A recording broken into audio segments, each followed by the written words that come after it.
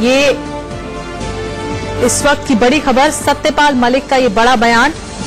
Loan की सरकार बनती तो ईमानदारी नहीं होती, दिल्ली की तरफ देखता तो लोन की सरकार बनानी पड़ती, बेईमानी नहीं की, अब गाली की परवाह नहीं है।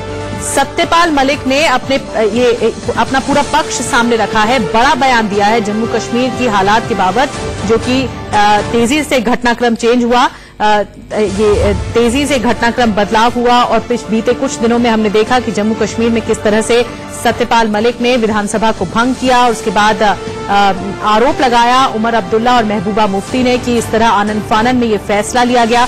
अब नए चुनाव होंगे, लेकिन सत्यपाल मलिक का ये बयान, बेईमानी नहीं की, अब गाली की परवाह उन्हें नहीं है। और जम्मू कश्मीर के राज्यपाल का ये इस तरह का बड़ा बयान, जिसके मायने कई हैं। एक तरह से समझा जा रहा है कि उन्होंने अपना पक्ष रखने की कोशिश की, सफाई दी इस पूरे मसले पर, क्योंकि उन पर आरोप लग रहे थे, महबूबा मुफ्ती और उमर अब्दुल्ला ने लगाए थे। क्या कहा है ये सुनिए। एक बार क्लियर कर दूं कि दिल्ली की तरफ देखता तो लोन की सरकार मुझको बनाना पड़ती और मैं इतिहास में एक बेईमान आदमी के तौर पे जाता, लिहाजा मैंने उस मामले को ही खत्म कर दिया। अब जो गाली देंगे देंगे, लेकिन मैं कन्विंस्ड हूं कि मैंने ठीक काम किया। सत्यपाल मलिक ने कहा है कि उन्होंने ठीक काम किया, क्योंकि बेईमानी वो नहीं चाहते थे और जो उन्होंने किया है वो ठीक किया है, अब उन्हें गाली की परवाह नहीं है। यतेंद्र हमारे साथ और ज्यादा जानकारी के साथ जुड़ गए हैं। यतेंद्र, एक तरह से ये समझा जाए कि उन्होंने सफाई दी है सामने आकर, क्योंकि आरोप उन पर बहुत लग रहे थे।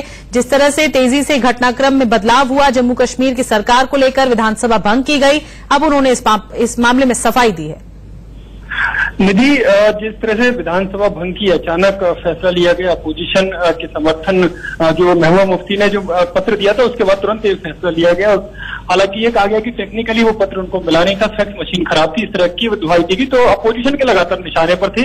लेकिन आज जो बयान आया है कि दिल्ली की तरफ देखता तो लोन की सरकार बनवानी पड़ती, तो इस सीधे जो सफाई इन्होंने दी है, इससे साफ तौर पर मोदी सरकार को कटघरे में खड़ा कर दिया है।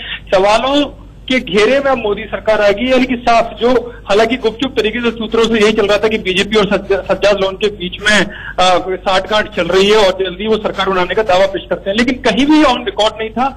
लेकिन अब साफ तौर पर जो गवर्नर ने खुलकर बोला है कि अगर वो दिल्ली की तरफ देखते, यानी कि दिल्ली मोदी सरकार चाहती थी कि सज्जाद लोन की सरकार बने, और जो अपोजिशन के आरोप थे उनको कहीं ना कहीं वो पुख्ता होते हुए दिखाई दे रहे हैं। पूरी मोदी सरकार को सवालों के कटघरे में, सवालों के घेरे में खुद गवर्नर मलिक ने खड़ा करके रख दिया। इस बयान को इस लिहाज से काफी महत्वपूर्ण माना जाएगा, क्योंकि खुद गवर्नर अगर कहता है तो साफ तौर है कि कहीं ना कहीं गवर्नर के ऊपर प्रेशर बनाया जा रहा होगा, सरकार दबाव होगा। इसी वजह से उन्होंने सामने आना पड़ा और सार्वजनिक स्तर पर इस तरह बयान देना पड़ा और जा रहा होगा, दबाव होगा। इसी वजह से उन्होंने सामने आना पड़ा और सार्वजनिक स्तर पर इस तरह बयान देना पड़ा और एक बड़ा बयान समझा जा रहा है। शुक्रिया यतेंद्र आपका बातचीत करने के लिए।